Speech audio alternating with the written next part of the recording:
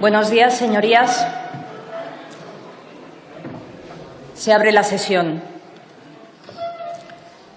Iniciamos de nuevo esta sesión del Congreso de los Diputados en las conocidas condiciones de presencia reducida y seguimiento telemático por la mayor parte de los diputados y diputadas, expresando, como representantes de los ciudadanos, nuestro más profundo agradecimiento a todos aquellos que luchan contra la pandemia y a quienes garantizan los servicios básicos y la seguridad de sus conciudadanos.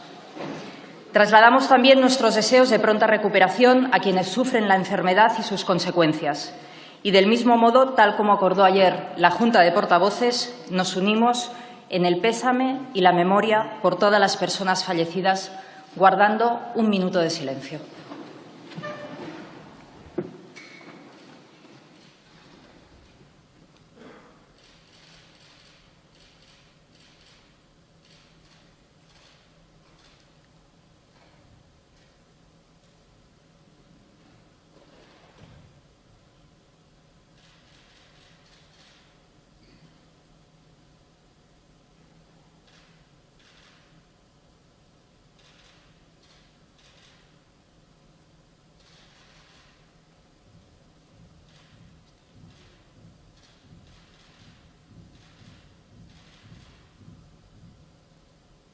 Muchas gracias.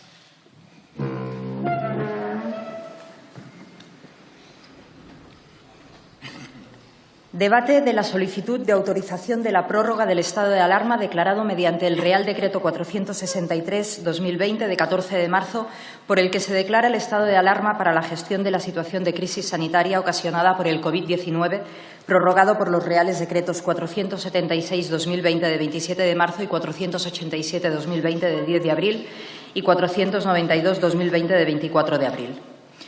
Les informo de que las propuestas relativas a la solicitud de autorización de la prórroga del estado de alarma se votarán presencialmente al finalizar el debate. A continuación, se suspenderá la sesión plenaria con el fin de que aquellos diputados que emitan su voto telemáticamente lo puedan hacer respecto de la solicitud de prórroga. Reanudada la sesión, se efectuará la votación presencial de la solicitud de prórroga. Para exponer las razones que han motivado la solicitud de prórroga, tiene la palabra, en nombre del Gobierno, el señor presidente del Gobierno.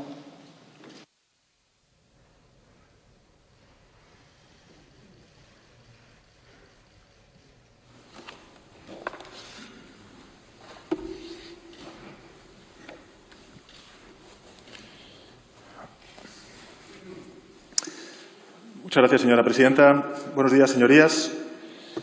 España ha comenzado su desescalada, su transición hacia la nueva normalidad, y no hemos llegado hasta aquí porque nos hayan llevado las circunstancias. No hemos llegado hasta aquí porque el virus haya perdido su capacidad de contagio.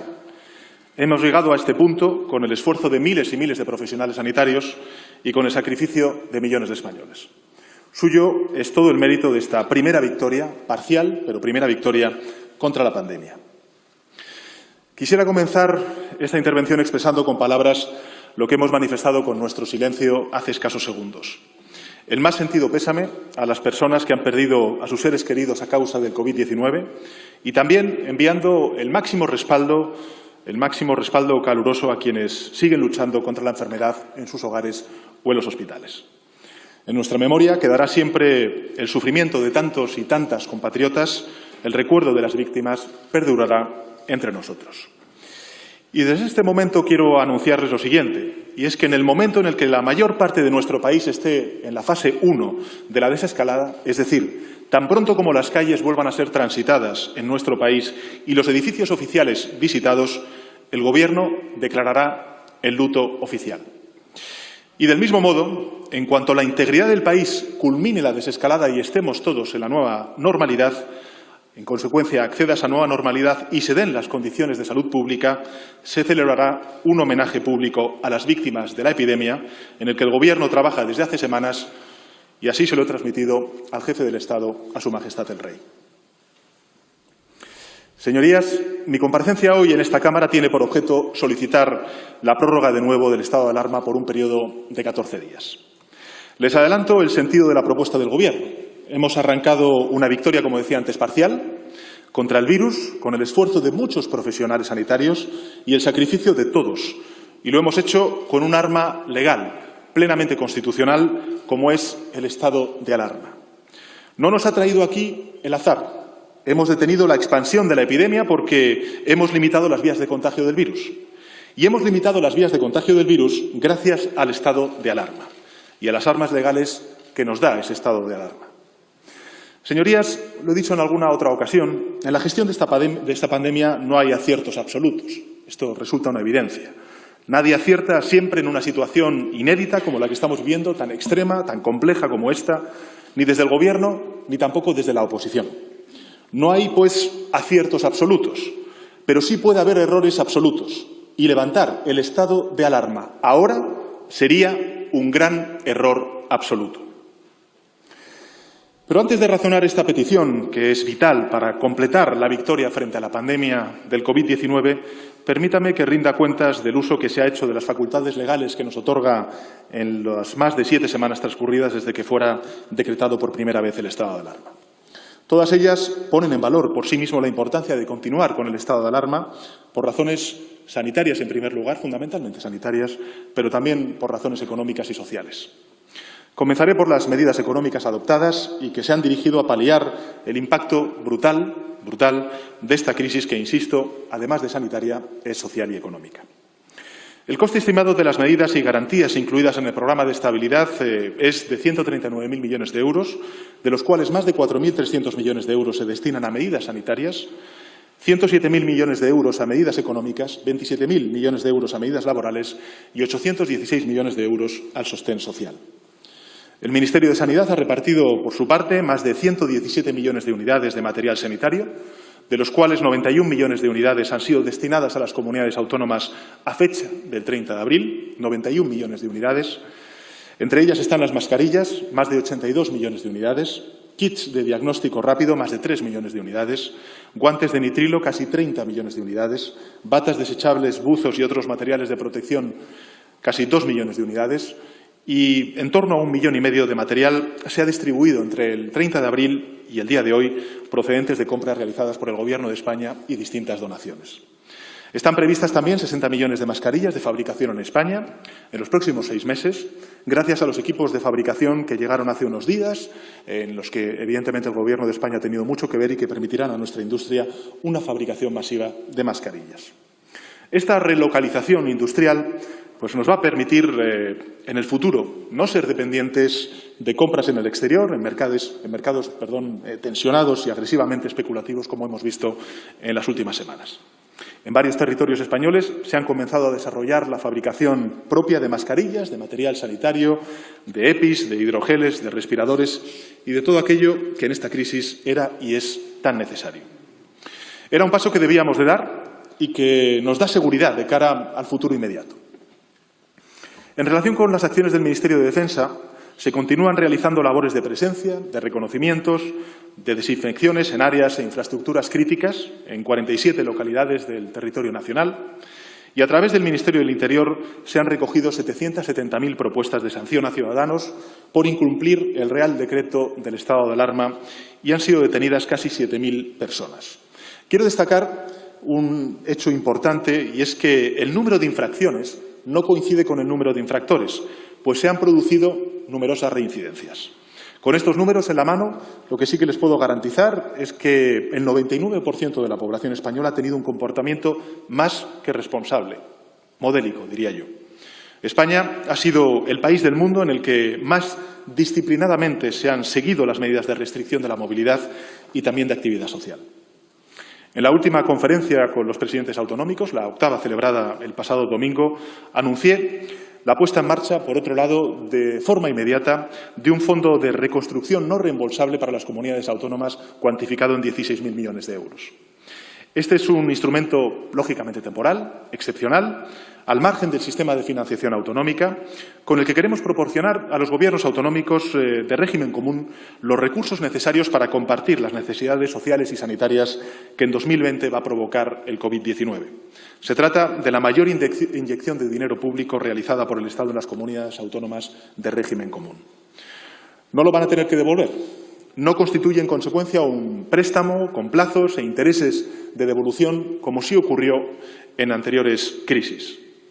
El Gobierno ha tomado esta decisión porque cree que en las circunstancias actuales debe asumir el coste de esta amenaza nacional del COVID-19 en nuestro país. Teniendo pendiente, como tenemos, una reforma en profundidad del sistema de financiación autonómica, que es, por cierto, uno de los principales compromisos del Gobierno de España, sería, a nuestro juicio, irresponsable cargar en las cuentas ya maltrechas de las comunidades autónomas, en particular de algunas de ellas, una cantidad tan extraordinaria como esta.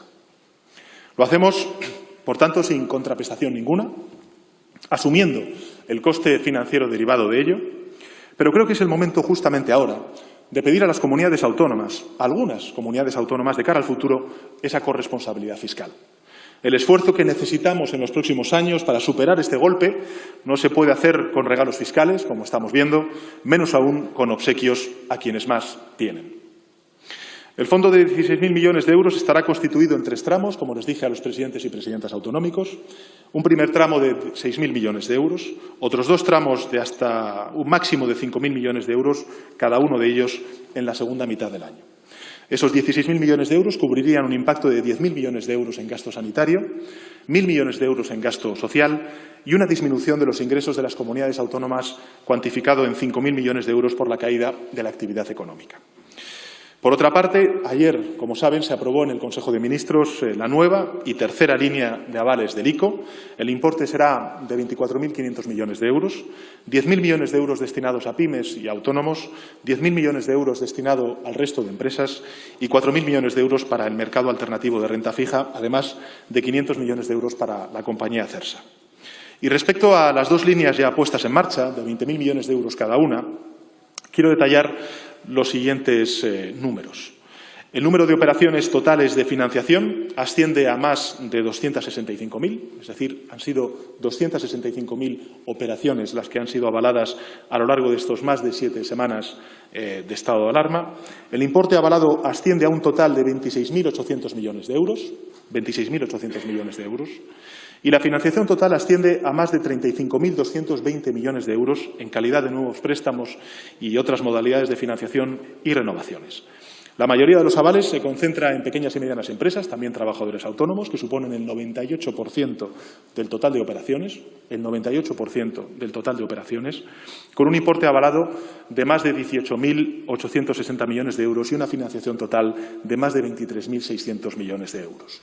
Por tanto, el 98% va a pymes y autónomos, con un importe avalado de 18.860 millones de euros y una financiación, repito, total de más de 23.600 millones de euros. Es decir, un esfuerzo extraordinario por mantener el tejido productivo como consecuencia del parón y el cierre de la actividad económica. Señorías, querría también hacer un balance, como en otras ocasiones he hecho desde esta tribuna, del impacto que todas las medidas que hemos puesto en marcha, desde las sociales a las económicas, están teniendo en la ciudadanía. Y quiero empezar hablando de la ciencia, de la investigación, del desarrollo, algo esencial para la seguridad, para la libertad y para el progreso de nuestro país. Algo esencial para que un país pueda combatir esta pandemia. No lo olvidemos nunca más. Creo que esta es una de las principales conclusiones que podemos extraer de esta pandemia, porque hemos comprobado de forma trágica la vital importancia de nuestra ciencia y de nuestros investigadores. Actualmente se están realizando 44 ensayos clínicos en medicamentos autorizados por la Agencia Española de Medicamentos y Productos Sanitarios, 12 de ellos durante las últimas semanas, en los cuales participan más de 28.000 investigadores. 668 profesores universitarios se benefician de la prórroga de sus ayudas a la formación durante el estado de alarma. Hay 62 hospitales y 4.000 profesionales trabajando en un ensayo dirigido a buscar alternativas para mejorar la protección de los profesionales sanitarios en la lucha contra el COVID-19, y el Instituto Público de Salud Carlos III lidera una red europea para la coordinación de estudios virológicos sobre la prevención y el control del COVID-19 y se realizó la secuenciación completa del SARS-CoV-2 en muestras de pacientes de distintas partes de España, entre otras acciones decisivas. Y 1.731 investigadores continuarán su labor gracias a la prórroga de sus contratos temporales financiados con ayudas de la Agencia Estatal de Investigación y del Instituto Carlos III. Es decir, hemos impulsado, estamos impulsando y vamos a seguir haciéndolo cuando todo esto pase, el protagonismo de la investigación y de la ciencia. Tiene que cambiar, lógicamente, el tiempo de la irrelevancia española en investigación, en ciencia. Tenemos que buscar el liderazgo. Si antes era claro, ahora resulta evidente. Y creo que tenemos lo mejor, y es el capital humano materializado y personalizado en, lógicamente, nuestros investigadores e investigadoras. Con respecto a las medidas sanitarias, me gustaría comunicarles que está en marcha el estudio de seroprevalencia, al cual ha hecho referencia en algunas comparecencias públicas el ministro de Sanidad, realizado, lógicamente, bajo el liderazgo del Departamento de Sanidad y el Instituto Carlos III, junto con las comunidades autónomas.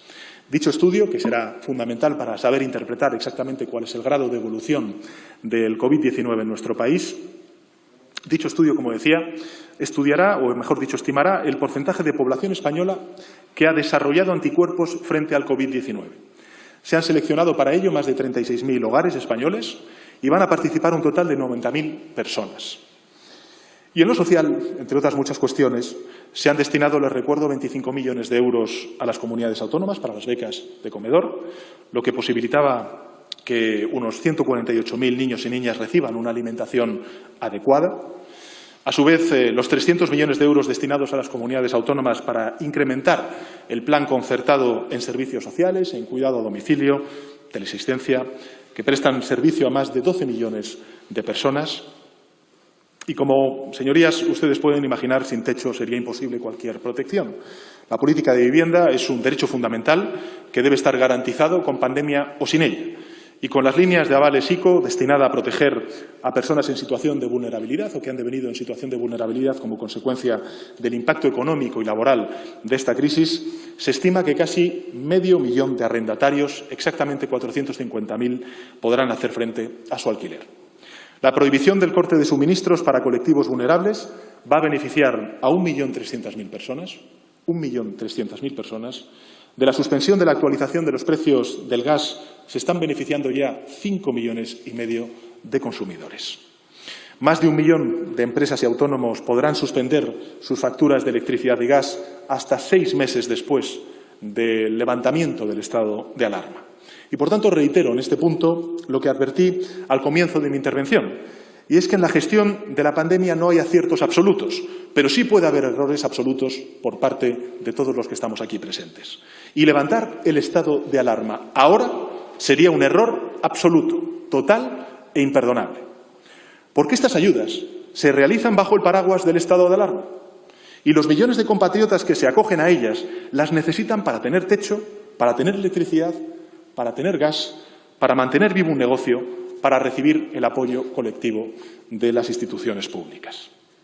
Y en el ámbito de la educación, señorías, por ejemplo, casi 14.000 universitarios y universitarias se beneficiarán de la moratoria en el pago de las cuotas de marzo a diciembre de 2020 de los préstamos universitarios. Y en el aspecto laboral de este sector, señorías, 40.000 ayudantes, profesores ayudantes doctores, profesores asociados, profesores visitantes, se beneficiarán de la prórroga de los contratos universitarios. Quiero volver a nombrar también, señorías, para un Gobierno comprometido con la igualdad de género, a las 61.000 mujeres que se benefician de todos los proyectos o programas preventivos y asistenciales para proteger y asistir a las víctimas de la violencia machista, la explotación sexual, la trata o agresiones sexuales durante la crisis del COVID-19. La situación, lógicamente, lo podemos compartir de la mayor parte de los grupos que estamos aquí presentes, la situación se ha extremado para ellas y no las vamos a olvidar. No podemos mirar hacia otro lado. Son un pilar fundamental en esta lucha. Las necesitamos libres, protegidas y seguras. Y en el ámbito de la lucha contra la violencia de género se han llevado a cabo un total de 205.000 actuaciones preventivas por parte de las fuerzas y cuerpos de seguridad del Estado y se han practicado un total de 5.394 detenciones por estos hechos desde el comienzo del estado de alarma hasta el pasado día 30 de abril. Por otra parte, hasta la fecha, 570.000 trabajadores y trabajadoras se han beneficiado de incapacidad de la consideración, lógicamente, de incapacidad temporal asimilada a la baja laboral por accidente de trabajo a causa de enfermedad. 570.000 trabajadores y trabajadoras. Se ha ampliado, además, la cobertura de la prestación por desempleo a los trabajadores despedidos durante el periodo de prueba de un nuevo trabajo y los trabajadores fijos discontinuos. Y casi 50.000 empresas y autónomos han solicitado el aplazamiento hasta el 30 de junio de este año del pago de sus deudas a la Seguridad Social. De la moratoria de 6 meses de las cotizaciones a la Seguridad Social han pedido beneficiarse 1.125.000 autónomos. Una cantidad aún mayor, 1.233.000 autónomos, han solicitado la prestación extraordinaria por cese de actividad, habiéndose concedido hasta el 1 de mayo el 93% de dichas prestaciones y habiéndose hecho efectivo ya su importe en más del 80%. Es decir, el esfuerzo de gestión que está haciendo el Gobierno y los departamentos económicos es extraordinariamente intenso durante estas semanas. Más de 4 millones de trabajadores y trabajadoras se benefician de las medidas de protección por desempleo debidas a suspensiones o a reducciones de jornada. Y, señorías, el Gobierno ha volcado todos los recursos del Estado en apoyo de los trabajadores, de los autónomos, de los pequeños empresarios, de las mujeres, de los niños, de las familias más vulnerables. Y lo hemos hecho porque ese es el objetivo del Estado, al menos como nosotros lo entendemos. Apoyar en primer término a quienes más lo necesitan, a quienes han devenido vulnerables como consecuencia del parón de la actividad económica y del confinamiento. Seguramente, señorías, esto no sea suficiente. Probablemente en las intervenciones que ustedes hagan posteriormente subrayarán el que no es suficiente. Y puede ser verdad. Seguramente, señorías, pues ha habido también retrasos y algunos fallos. Pero, señorías, esta es una acción que no tiene precedentes en la historia de nuestra democracia. Ayer mismo, por ejemplo, aprobamos un paquete de medidas para un sector muy, golpeado por la crisis económica del COVID-19, como es el sector de la cultura. Queremos que exista una red para que nadie caiga, queremos una red social para que nadie caiga y especialmente aquellos colectivos más vulnerables, como he dicho antes. No dejar nadie atrás, señorías, ha sido nuestra guía y lo va a seguir siendo en toda esta crisis. Estamos avanzando juntos y esta última semana creo que podemos compartir, señoras y señores diputados, que ha sido decisiva. Aunque debemos ser cautos, como bien señala recurrentemente el ministro de Sanidad, y estudiar con precisión la evolución de la crisis en cada uno de los territorios, nuestra situación evidentemente ha cambiado radicalmente respecto a las terribles semanas que hemos pasado. España ha entrado por fin, como decía al principio de mi intervención, en una fase de transición hacia esa nueva normalidad, en una fase de desescalada. Cuando hace 7 semanas y media, acuérdense, señorías, se decretó el estado de alarma, el virus aumentaba su propagación cada día en un 35%. Ayer lo hizo en un 0,40%, 88 veces menos, y hoy lo hace en un 0,31%. Y los demás indicadores, señorías, demuestran, recalco, que con toda prudencia y con toda precaución, que la enfermedad está siendo controlada. Mientras los contagios descienden, casi 6 de cada 10 personas contagiadas se han restablecido ya por completo. Y recuerdo, no hemos llegado hasta aquí porque nos haya llevado la corriente. Hemos llegado hasta aquí con esfuerzo, con sacrificio y también con una herramienta constitucional y plenamente legal como es el estado de alarma que, insisto, ha funcionado. Y gracias a esa victoria, que sin duda alguna es parcial, que no es completa a día de hoy, hemos obtenido esta posibilidad de poder iniciar, como he señalado al principio de mi intervención, la fase de desescalada. Y para hacerlo necesitamos la misma herramienta legal, la misma herramienta constitucional, porque es la única que nos permite cegar las vías de contagio del virus cuando todavía conserva buena parte de su potencial letal. Limitamos, es verdad, el derecho a la libre circulación, limitamos, es cierto, el derecho a la libertad de reunión, pero lo hacemos para garantizar otros 2 derechos fundamentales, como es el de la salud pública y también el de salvar vidas. Es cierto que las restricciones serán cada vez menos severas, esperemos que cada vez sean menos severas, pero seguirá habiendo restricciones y esas restricciones, señorías, necesitan del estado de alarma. Como ya saben, para cada fase de desescalada se van a establecer diferentes marcadores, medidas, que también iremos valorando territorio a territorio y que han sido previamente acordadas con los gobiernos autonómicos.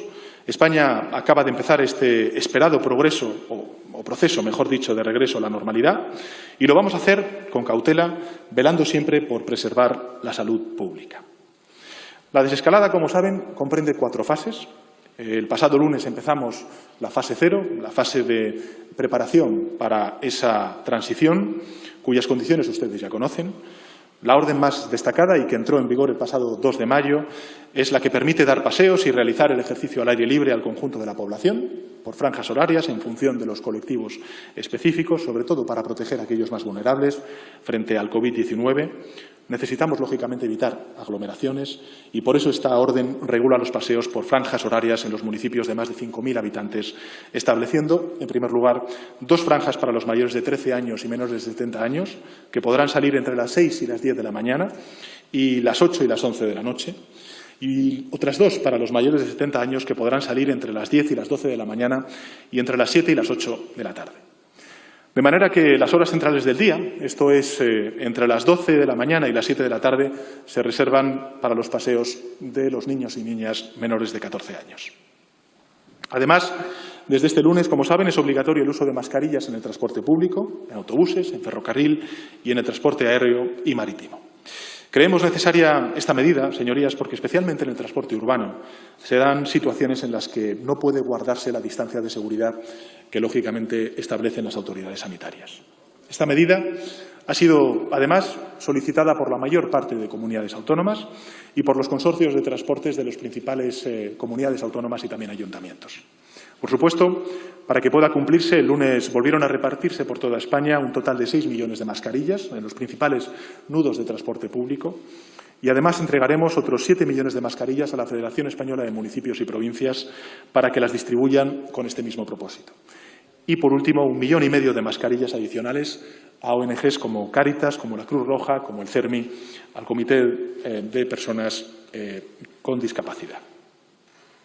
Para ir avanzando también en el alivio que necesita nuestra economía, en esta fase de preparación, o fase 0, hemos dispuesto la apertura, como saben ustedes, muy limitada, de algunos establecimientos públicos y la reanudación de algunas actividades que son conocidas y que afectan pues a restaurantes, a cafeterías, a comercios, a locales de servicios. También se levantan algunas restricciones al deporte profesional.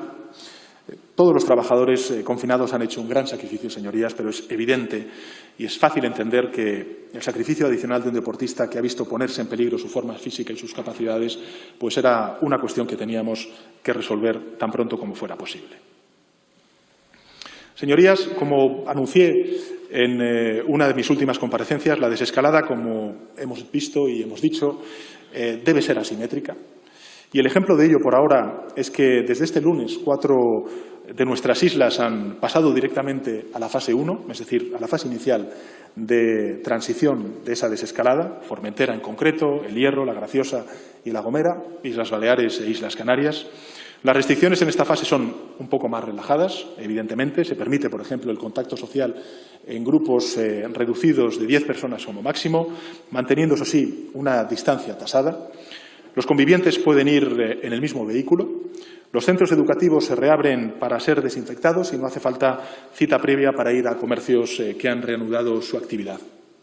El Gobierno quiere hacer, una vez más, un llamamiento, pues lógicamente, a la ciudadanía para que extreme su responsabilidad. Si una persona tiene síntomas de enfermedad o ha estado en contacto con algún enfermo o enferma del COVID-19, debe ir al médico y evitar, lógicamente, cualquier actividad, aunque esté permitida, que ponga en riesgo la salud de otros. La desescalada, señorías, en consecuencia, como he dicho antes, será asimétrica, como estamos viendo en distintos territorios, y será además cogobernada. La dirigiremos juntos, el Gobierno de España y los gobiernos de las distintas comunidades autónomas, en cogobernanza, aunque las validaciones últimas, lógicamente, dependerán del Ministerio de Sanidad y de la evolución del virus, evidentemente, el proceso establecido es adaptable y participativo. Es decir, los gobiernos autonómicos, las comunidades autónomas, señorías, con administraciones más próximas, tendrán un papel protagonista en la desescalada. Y para ello hemos establecido un procedimiento de cogobernanza que nos ayudará a ordenar el trabajo, el flujo de información y también la toma de decisiones. Se desarrollará, si me permiten, al menos la explicación de la siguiente manera. En primer lugar, las comunidades autónomas tendrán que remitir al Ministerio de Sanidad sus propuestas indicando qué provincias consideran que tienen que cambiar de fase o qué islas o qué ciudades autónomas y, en su caso, territorios de ámbito inferior y, junto a ello, qué medidas se aplicarán en cada una de esas provincias que cambien de fase.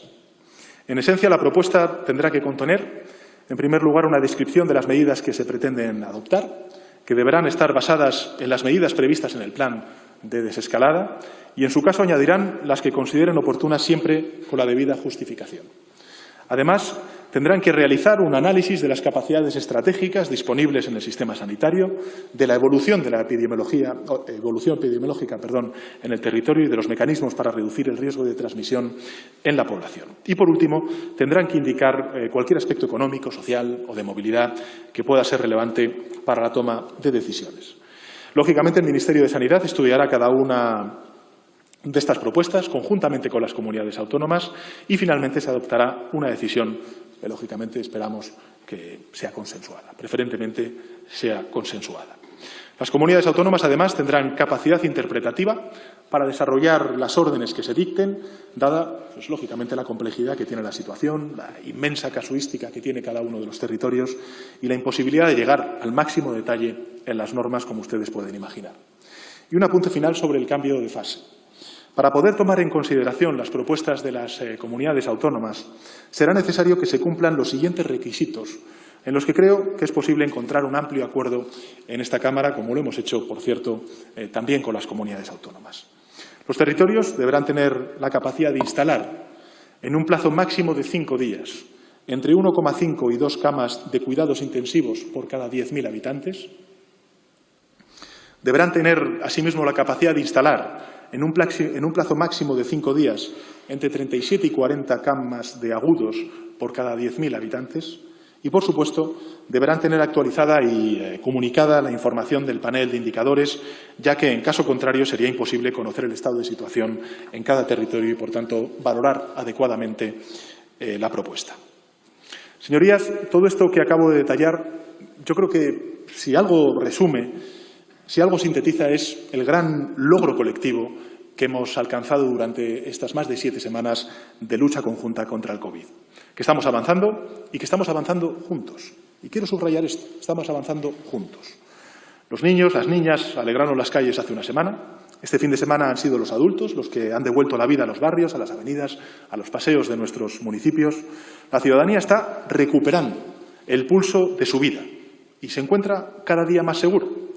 Esto es lo que hemos hecho entre todos y todas. Y lo quiero agradecer públicamente, porque ha sido la mayoría de este Congreso, la mayoría de esta Cámara, quien ha apoyado explícitamente la prolongación del estado de alarma. No me cansaré de repetir que debemos extremar la vigilancia, que debemos ser exhaustivos, prudentes, precavidos. Nos estamos enfrentando, señorías, a algo pues, extraordinariamente inédito en nuestras vidas. Hoy hemos recibido, como decía antes, con alivio, que solamente se registraron en España en el día de ayer poco más de un 0,31% de nuevos diagnosticados, es decir, 685 compatriotas. Pero para comprender el riesgo que aún corremos, y esto es lo que me gustaría compartir con ustedes, señorías, pensemos que un solo contagiado desde el extremo oriental de Asia puso en peligro a toda la humanidad en menos de 100 días. España, señorías, ha empezado a recuperarse. Eso es evidente. Hemos vuelto a las calles, lo estamos viendo a través de los medios de comunicación, en nuestros barrios. Han abierto de nuevo los pequeños comercios.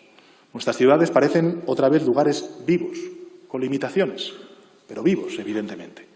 Y, sobre todo, nuestro sistema sanitario ya no está colapsado, como hemos visto, desgraciadamente, durante estas últimas semanas. Hay miles de recuperados, como estamos viendo diariamente. Hay cada vez menos diagnosticados. Creo que es síntoma de lo que venimos pidiendo todo este tiempo: solidaridad, responsabilidad y unión.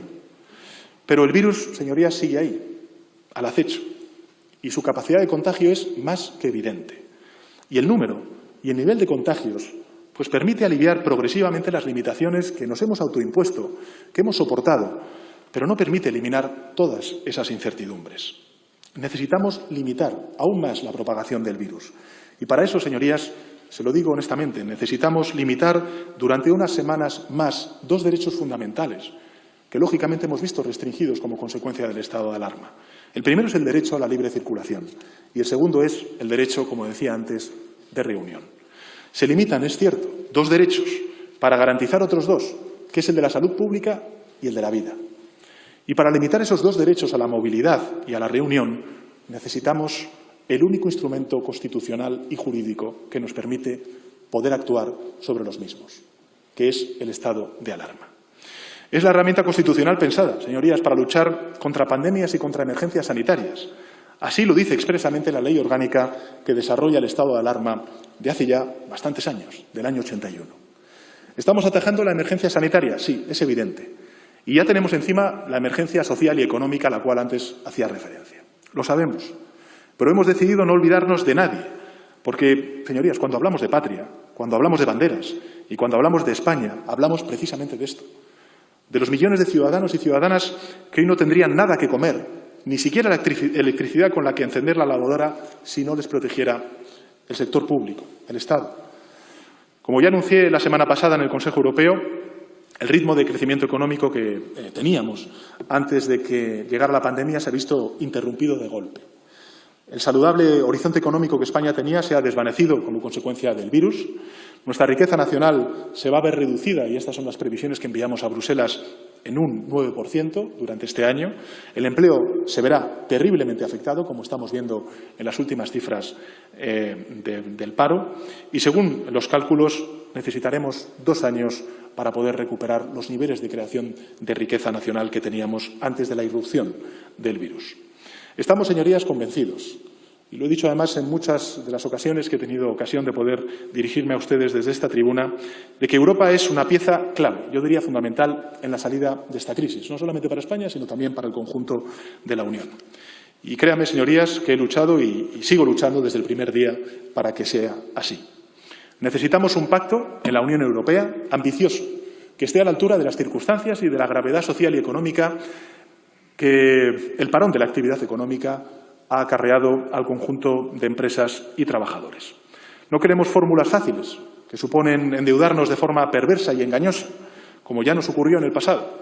Así que, una vez más, hemos optado por un camino más arduo, es cierto, que es el de reclamar esa respuesta europea que sea consecuente con la gravedad de la situación. Y ya saben que los resultados, aun siendo insuficientes, van en la dirección correcta. Europa se compromete a esa reconstrucción, a esa recuperación, de forma solidaria, de forma generosa. Trabajamos unidos. Europa, señorías, es el principal pilar para la recuperación económica y social de nuestro país y de nuestro continente.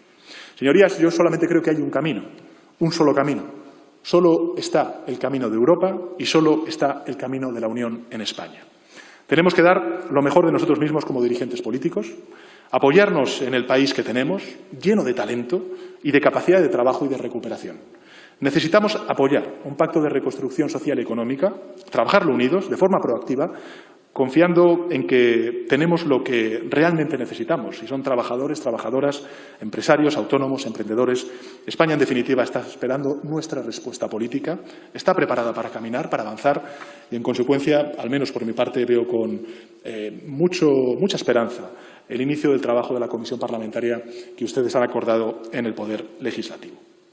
Dejemos, señorías, de lado los recelos, insisto, hagamos un punto y aparte, un paréntesis de cooperación, de colaboración, de coordinación, que creo que es necesario, que creo que además es demandado por el conjunto de la ciudadanía española. Hagamos lo que nos piden los ciudadanos y ciudadanas, renunciemos a los maximalismos, trabajemos discretamente y con lealtad. Señorías, espero que todos ustedes presenten esas propuestas de futuro en la comisión parlamentaria. Propuestas de reconstrucción, de recuperación. El Gobierno las atenderá porque es nuestro deber y también, les adelanto, es nuestro compromiso. El virus nos atacó a todos y tenemos que salir juntos de esta situación. Y como primer paso, como decía, señorías, como condición básica para abordar esa reconstrucción, completar la victoria total sobre el virus, necesitamos esa unión. Fíjense, algunos datos que creo que demuestran la gravedad de la situación a la cual nos estamos enfrentando. El virus ha arrebatado ya 250.000 de vidas en el mundo. 250.000 de vidas. En Estados Unidos, más vidas que en la guerra de Vietnam. Ha paralizado la economía mundial, como estamos viendo. Ha encerrado en sus hogares a la mitad de la humanidad. Ha vaciado las calles, ha suspendido vuelos, ha triturado empresas prometedoras, ha despedazado proyectos vitales, empresariales. Cualquiera entiende que el combate contra un enemigo tan dañino consta de 2 etapas. En la primera etapa hay que frenarlo, hay que mantenerlo a raya, y para eso hemos cedido parte de nuestras libertades, hemos permanecido en casa, hemos renunciado a encuentros con nuestros seres queridos. Por tanto, hemos hecho lo más duro. Queda ahora, no lo más duro, pero sí lo más difícil, lo más complejo. Una segunda etapa en la que recuperaremos poco a poco, los movimientos, los encuentros, Reanudaremos gradualmente la actividad, nuestra vida social, mientras nos protegemos y protegemos al resto de nuestros conciudadanos y seguimos manteniendo a raya al virus. Necesitamos aún, señorías, limitar unas semanas más nuestros movimientos. Resulta evidente. Necesitamos limitar todavía más nuestros encuentros unas semanas más. Eso es lo que hemos llamado desescalada en términos cotidianos. Y para hacerlo necesitamos el instrumento constitucional que nos permite y nos habilita a ello, que es el estado de alarma. En la gestión, como he dicho antes, señorías, y me gustaría volver a repetirlo, en la gestión de esta epidemia no hay aciertos, siempre. Ni en Oriente ni en Occidente, ni en Europa ni en América, ni en el Gobierno ni en la oposición. No hay aciertos absolutos en la gestión de la pandemia, pero sí puede haber errores absolutos. Me gustaría compartir con ustedes esa preocupación. Sí puede haber errores absolutos. Ignorar el riesgo de la epidemia y levantar el estado de alarma de manera precipitada sería un error absoluto, total, imperdonable, que el Gobierno no va a cometer, por eso pide la prórroga, y que exhorto a sus señorías a que eviten. Levantar, como he dicho antes de tiempo, el estado de alarma sería desproteger a los españoles frente al virus. Y no hay propósito político noble que justifique dar ese paso. El estado de alarma no es ningún, señorías, no es ningún recurso retorcido del centralismo. No lo es. Es una herramienta para limitar la movilidad durante unas semanas más. Es el medio de evitar que el virus se desplace sin control entre provincias. Es un escudo frente a la propagación de la epidemia. Y, señorías, el estado de alarma no es ningún ardid, como se dice por parte de algunos grupos de la oposición, para limitar las libertades. No lo es. Todas las libertades, señorías, están intactas. Todos los derechos de la Constitución están intactos. Y los protegen plenamente las leyes, los tribunales, el Parlamento y la prensa, que actúa sin cortapisas. No hay una sola libertad vulnerada, solo limitadas las de circulación y la de reunión para impedir precisamente el contagio y salvar, lógicamente, vidas y garantizar la salud pública del conjunto de ciudadanos. No puede haber otro interés, no lo hay, que el de salvar vidas y culminar el esfuerzo que hemos hecho entre todos y todas. No puede haber otro objetivo que recobrar cuanto antes nuestra capacidad laboral y productiva. Esa es, señorías, créanme, la única ideología que hay a través de la petición que hago a esta Cámara de nuevo de la prórroga del estado de alarma. Proteger la salud pública y salvar vidas. Vidas extremeñas y vidas catalanas. Vidas andaluzas y vidas gallegas. Vidas de izquierdas y vidas de derechas. Vidas, en definitiva, señorías, de compatriotas. Ya no es momento de reproches. Es el momento de tomar una decisión tan trascendental. Es el momento de tomar una decisión trascendental que nos va a marcar para siempre. Lo que hay que votar es si descendemos gradualmente o rompemos filas. Esta es la cuestión, señorías. Si impera la unidad o se impone el sálvese quien pueda. Y eso, señorías, es también pues una opción, no solamente política, sino también moral.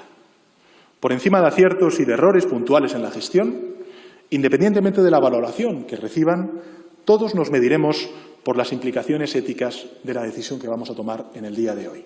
Y no quiero restarle la más mínima gravedad a esta cuestión. Cualquier propósito político partidista es legítimo, señorías. Yo no lo pongo en duda, pero dentro de unos ciertos límites. Uno de ellos, el más sagrado, es el de la salud y el de la vida de los ciudadanos. Señorías, la meta está cerca. La meta está cerca. Les exhorto a perseverar unas pocas semanas más.